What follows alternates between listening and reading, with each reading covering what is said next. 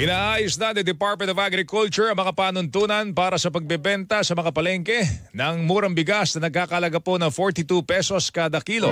Ayon kay Agriculture Assistant Secretary Arnel de Mesa, inaasahang maipapatupad ito sa susunod na 2 linggo.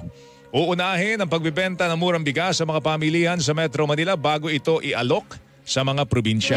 Anya, meron ng nabuong kasunduan sa pagitan po ng DA at Department of Interior and Local Government para sa pagpapatupad ng naturang programa. May mga nakikita pa rin tayo na talagang medyo mataas pa rin yung pagbenta. So magkakaroon na tayo ng pagtitinda sa mga palengke na mismo. Katuwag na natin dito yung DILG, of course, nagkaroon na ng kasunduan sa DILG para sa ganitong programa.